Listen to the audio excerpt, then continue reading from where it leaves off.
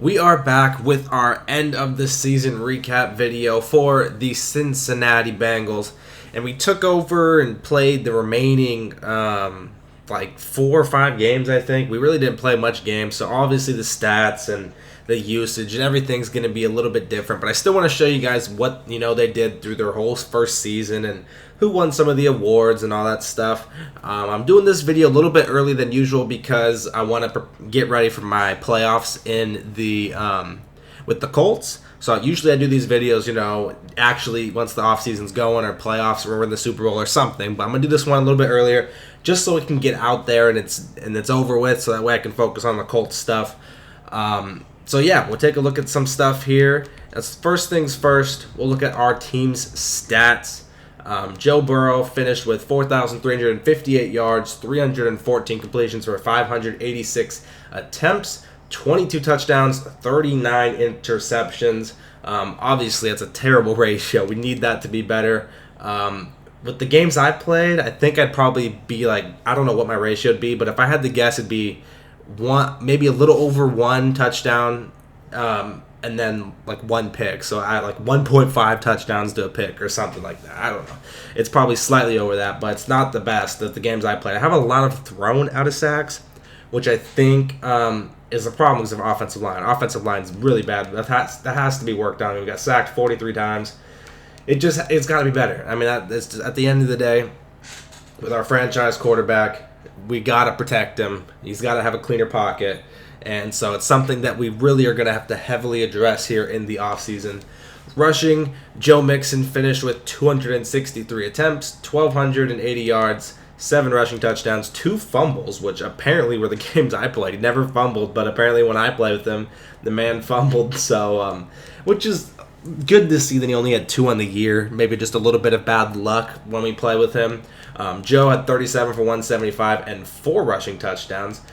Joe's fast, so it's good. It's good to see him use his mobility and stuff. He's got some decent speed. It's like low to mid 80s, I believe, right?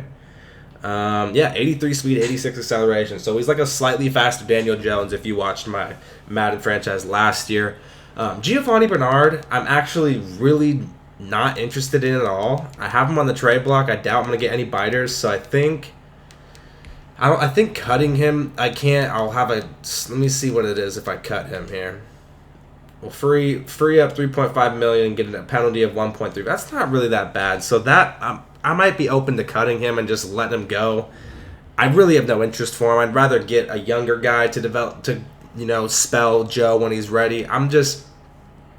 Gio, he's a good receiving back, but Joe's also good receiving as well. So I like to throw the ball to Joe. So I think Giovanni, I'm not too interested in him. Let me know what you guys think about cutting him. I think, honestly, that might be the move. John Ross had 7 for 14 and 1. Honestly, I think all those were with me. I don't think John Ross got a single carry. Definitely need to re-sign John Ross. I really hope in the final re-sign stage I'm able to re-sign John to a long-term deal because we need him on the squad. I mean, we really do. He's just that speed guy that you just need. I mean, obviously in real life he's struggling, but he's got so much speed, and you always need a guy in your offense that can just get down the field and just be a burner. You need that. I mean, every offense has that. You got to have someone that can get down the field and is fast. So John Ross can be that guy for us. So I'm really hoping to re-sign him. Receiving, he actually was our receiving leader. He ended up with 74 and 1,230 for 6. I mean, that's pretty damn good if you ask me. I'm assuming whoever had the Bengals before me must have played him at the 1 or 2 because that's a shitload of receptions and yards there. AJ Green got a lot of work, which is unlucky because, he's not coming back. Tyler Boyd, I believe he has like a streak in real life of like 2 or 3 seasons or something like that of like 1,000 yards receiving. Just fell short 5 yards. I'm sure if I had them, he would have got over that. But 70 for 995 and 7. Not too bad. CJ, he's a solid number 2 tight end. I need my dream tight end. If I could somehow place like George Kittle in this offense, I would be so hyped. Like, I mean, could you imagine the talent we have on offense between Joe Burrow's a great quarterback. You got Joe Mixon out of the backfield. You got parentheses George Kittle. We're just gonna say it, just a god tight end like that. And then you got Auden Tate, you got Tyler Boyd, you got John Ross. I mean, T. Higgins is still on the team, which that's another topic, but we need just a beast tight end. I don't know if I'm going to draft one. There's a couple good ones. We'll just have to see what the free agents are. I'm pretty sure the Bengals have a decent amount of cap to work with, especially because I'm not re-signing AJ and he's coming off the book. So I think they have a decent amount of cap. I'm not really sure who's going to be in the free agency thing, so we'll have to find out but for AJ, or not AJ, for tight end. But Joe Mixon, 47 for 434, not bad out of the backfield. Like I said, I mean, these stats are all skewed because I barely played at this team, so it is what it is for that. T. Higgins, it's clear that whoever had the Bengals before me never even touched him. 11 for 125 and 1, and that might be in all the games I played with him. So it really is unfortunate there for the man. Honestly, I'd be so open to developing him, but the drops passes trait. He's going to have that. Whether he's a 99 overall X Factor, he's going to have drops passes. So I don't know if I could have him on the squad just for that reason. I put him on the trade block, and I actually I had one person reach out, but then he said, never mind. So it might just be stuck with him unless I can get a deal for him in the offseason for like a draft pick or something. I think he's good depth. I mean, he's good depth.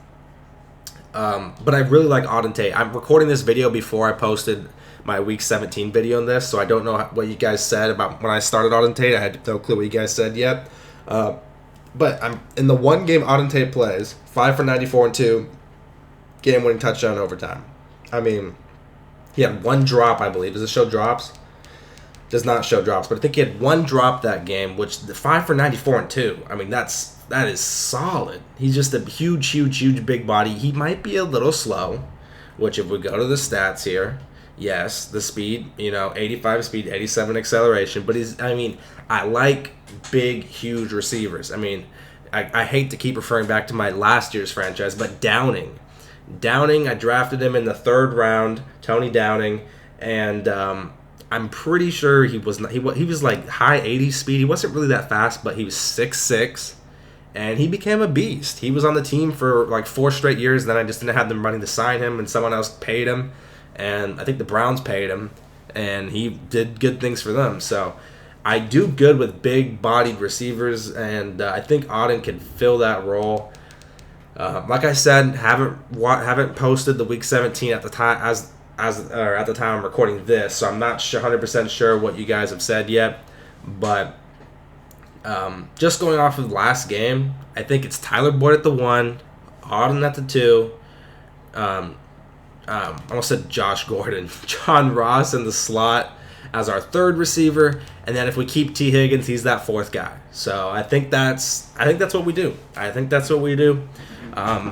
not actively moving T. Higgins, but if an offer comes my way and I like it, I think it might be the right decision. I think it might be the right decision. Offer comes my way, we let him go. I can't do these drop open passes, man. I can't. I dealt with it with Evan Ingram. Not all last Madden. I had Evan Ingram for like 3 or 4 seasons, and I can't do it. They drop a shitload, man. A shitload. So I just don't think I can deal with that. I don't. Other than that, I think our receivers are going to be solid next year. I'm very excited to hop into next year. I'm very, very excited. Blocking, this is bad. I mean, look at all these sacks, man. These people, we'll go position by position here in a second. Defense, Logan Wilson. This dude seems like a promising little player here. Led our team in tackles with 113. Our tackles for loss leader was DJ Reader and Carlos Dunlap, so not bad there. Sack, I think it was Gino, 10.5. Good to see other guys contribute, though. That's one thing with the Colts that we're struggling with is it's really DeForest Buckner doing everything. It's good to see the other guys doing something. Pick leaders, I'm going to guess William Jackson. Oh, Mackenzie Alexander. Okay. He got 3. He might have got all 4 of those with me, honestly. I know he got 3 with me for sure. Mackenzie Alexander I really like. I really do. I mean, the dude's been balling. Jesse Bates with the 3 forced fumbles. Someone was saying this is like my Jabril Peppers for the Bengals, so I'm interested to use him a little bit more. Randy Bullock did hit that 57-yarder to send it to OT in that Week 17 game, but only missed 2 field goals too. but I think I'm letting him go. Maybe I do re-sign him, but I'm letting him walk. I think I'm gonna also let my punter walk as well. I'm not really interested in that. And kick returner and punt returner. So let's look at some league leaders before we really go in depth with some things here. We'll just quickly skim through these because I doubt, any. Drew Lock, Jesus. Okay, well, this is all new to me. I haven't checked these at all. Drew Lock has the most passing yards, 5,512. Most passing touchdowns is Teddy Bridgewater, 58. Holy shit. The Panthers user is the Ravens user in the other league. So Trey, he was the Packers last Madden. This Madden, he's the Ravens and the Panthers. So no surprise to see him up here dominating with Teddy B. Most picks, Joe was me. That's not good. That's not good, man. We got to fix that. We really do. Sack leader. Good to see it wasn't me, but I am up here. I'm what, 7th? 1, 2, 3, 4, 5, 6th. So we got it. Like we said, we got to work on that line. 56 for Tua is crazy, though. Poor guy. Poor guy. Rushing leader, Derrick Henry at 2,500. Good God, that is absolutely absurd. Chris Carson had 30 rushing touchdowns. Tua fumbled 12 times. That's a little unfortunate for Tua there. Receiving leader, we got DJ Chark with 2,039 receptions. Reception leader, Cordero Patterson with 103. That is a weird as hell. Mike Gesicki is 101. There's some Matt Breida? Herb Smith? Curtis? Anthony Miller? Dude, there is some very interesting people up here for the reception. This one's crazy. Cordero Patterson. Most receiving touchdowns, Henry Ruggs with 26. Just a speedster. He's probably just flying by people nonstop. A lot of Falcons up here. Rest in peace to the Falcons. Defensively, Deion Jones. It seems like Deion Jones is always leading the team in tackles. Like, it almost always feels like Deion Jones is leading, not the team, the league in tackles. I don't know why, but it seems like every season he always is. Nigel with most tackles for a loss with 21. Sack leader, Josh Allen with 18.5. So, Gino's up there. Was he top 10? 1, 2, 3, 4, 5, 6, 7, 8, 9, 10. Yeah, top 10. Hey, can't complain. Cannot complain for Gino. He's getting it done. He's a little bit up there in age, but he's getting it done. Interception leader, Kendall Fuller with 9. Kickers, Justin Tucker banging them all except for one. Yeah, we already know Justin Tucker's an absolute legend. That is that for your stats. I believe almost every game is played besides one, so we'll go through the yearly stuff. I'm sure most of this stuff's already set. Derrick Henry with MVP. We have no Bengals up there for that. Coach of the Year, Matt Rule. We obviously are not going to be up there for the Coach of the Year. Are you kidding me? Start at AFC, Derrick Henry, Offensive Player of the Year. No Bengals there. Defensive Player is C.J. Mosley. I doubt we have someone up there yet. No one up there for that. Offensive Rookie of the Year, we might have someone. Okay, at least he finished top 10. I wish I would have had a full season with him, but Mr. Higdon, the Texans running back, is going to win that.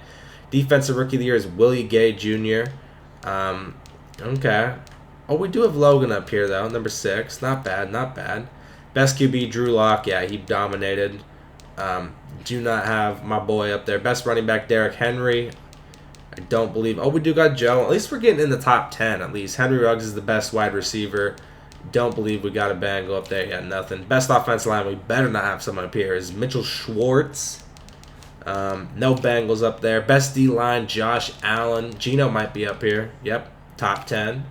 Not too shabby. Best linebacker, Miles Jack. No Bengals. Best DB is Justin Simmons. I think he also got best DB in the other league as well. Justin Simmons just being a monster. And Justin Tucker, best kicker for the AFC. We do have Randy up here at number 4. Moving to the NFC. Offensive Player of the Year, CMC. Really no surprise there. Defensive Player of the Year, Quan Alexander. Interesting to see this dude up here, Jeremy Chin. Okay. He must have been just balling out. Cam Akers is the Offensive Rookie of the Year. Defensive Rookie of the Year is Jeremy Chin. Best QB, Teddy B. Look at the Panthers just taking all these awards. Excuse me. CMC, best running back. Best receiver is Mike Thomas on a 4-12 team. Julio on a 4-11 team. Devontae on a 3-12 team. Look at these guys, dude. Jesus. All these losing teams just got the best receivers. Jason Kelly, best offensive lineman. Best defensive lineman, Eric Armstead. Best linebacker, Quan. Best DB, Jeremy Chin. Dude, does Jeremy Chin win like 6,000 awards and Joey Sly's the best kicker? Jeez, dude, the Panthers just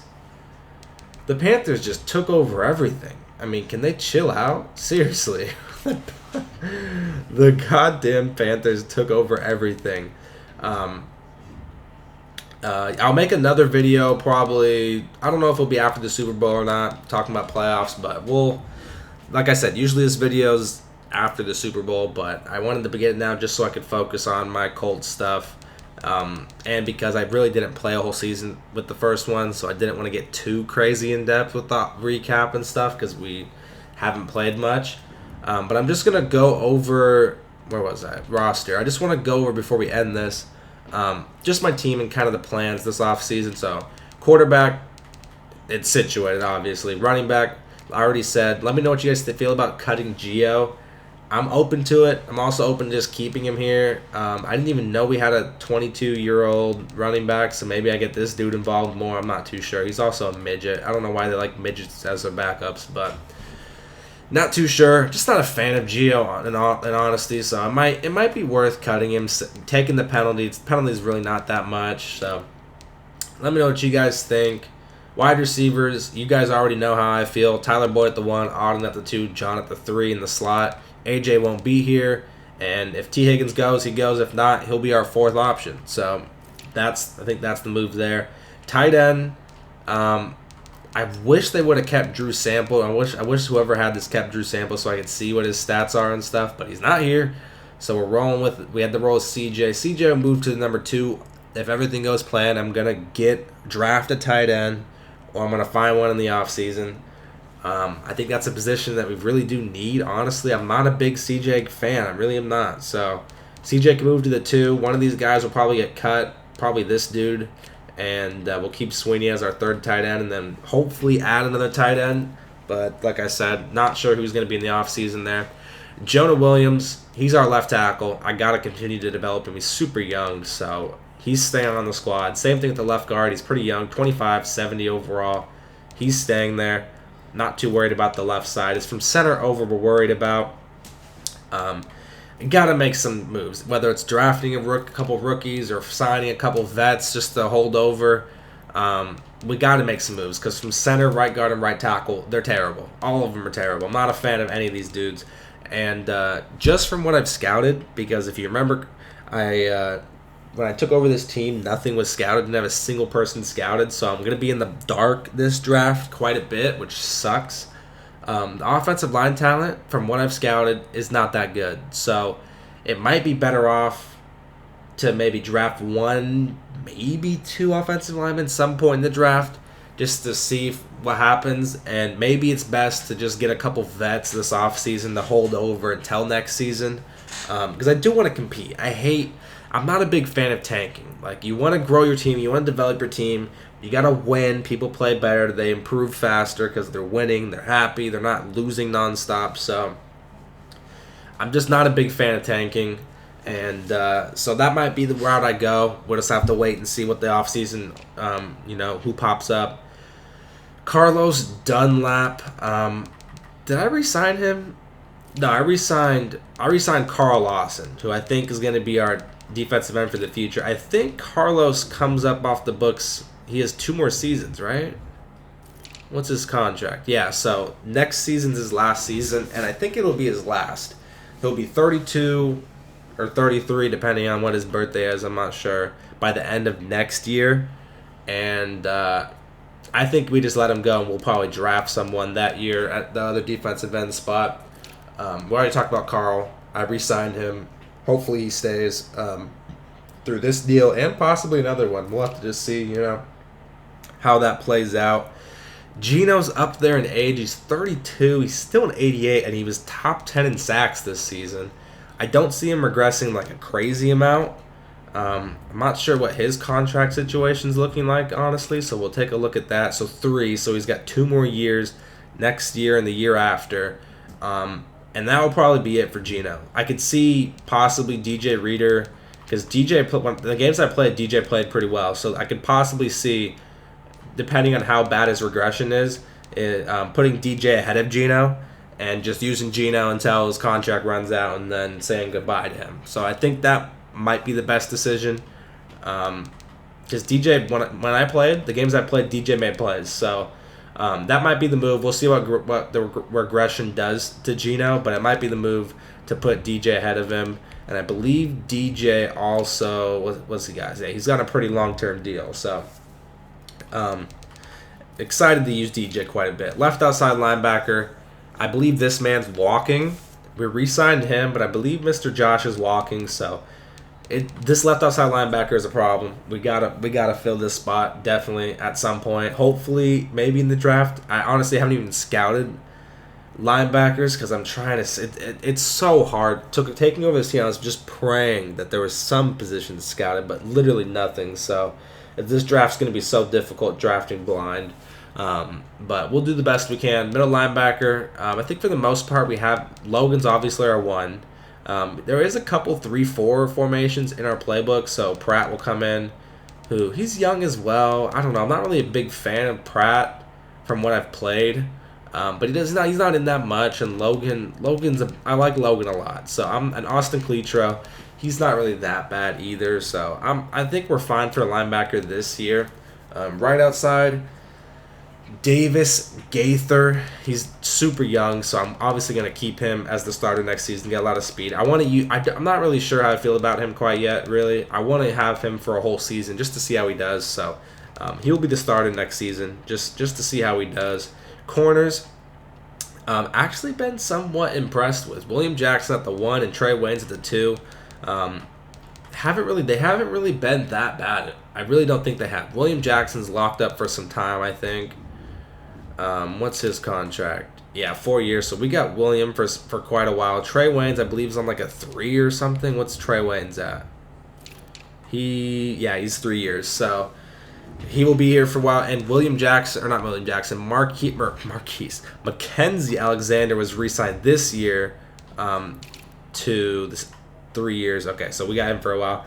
I'm fine with those 3 for now. Obviously, in the future, we might have to make some changes. Like, I don't know if Trey Waynes or, like, William, say, when we're in Season 4, they're going to be in their early 30s, so we'll see how they develop. They're going to start regressing here shortly. So, Mackenzie I can see on the team for a long time, maybe even forever, for the whole series. These two, I'm not sure. Might have to find replacements later on. Mainly Trey. If I had to pick one to leave, it'd be Trey, probably. I'd keep William and Mackenzie. This dude, 24 years old, though, 73 overall. Really not that bad. I haven't really used this guy that much. But, I mean, he's got okay stats. I mean, maybe he could develop him to take Trey's spot eventually. I don't know.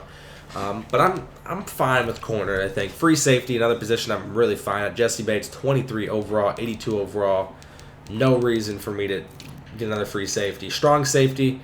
We had 3 like high 70 strong safeties. Von Bell's the backup.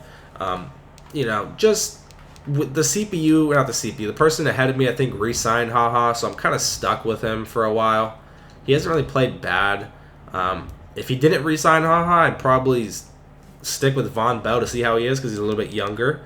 But since Mr. Clinton was re-signed, his deal was like 3 years, I think. So let me double check. I'm pretty sure it's 3. Yeah, it was 4. So 3 more seasons of Clinton Dix. He's pretty much stuck. He's stuck as the starter. Von Bell can come in and spell either strong safety or free safety, whatever. But he's pretty much stuck as our starter because he got re-signed. I'm not really sure what Von's deal is. What's Von's here? Because I feel like his is, I don't even know, 3. So yeah, he's here for some time as well. So kind of stuck with these 2 guys at safety. Like I said, kicker probably gonna go. He's got decent kick power. He's old. I don't know. I hate signing kickers. I signed Rosas last Madden and I ended up getting rid of him just because his kick power wasn't that good. So we'll see what kind of kickers are available. Our punter is not the greatest and he's super old. So I think it's time to move on for Mr. Kevin. Our draft picks, we got a pick in every round, 1 through 7 here. I'm open to possibly trading back this number 1 pick here and hopefully maybe getting like 2 late first or something. We'll have to see how it plays out. Once we get deeper in the offseason, we can actually start negotiating. But that's pretty much it. There's really nothing else to talk about. Just wanted to get this video out before I got deep into my Colts playoff run because I really want to focus in. I'm trying to get that Lombardi year 1. Last Madden took us all the way till year 6 to get a Super Bowl appearance. So trying to get a deeper playoff push, so I wanted to bang this video out now. So hopefully you guys enjoyed it. Next episode will be sometime after the Super Bowl. It might be a while. It might be after the Super Bowl and then like when we're actually into the off season. Or it might be in the final re-sign stage. I don't know. We'll figure it out. But I'll see you guys in the next one.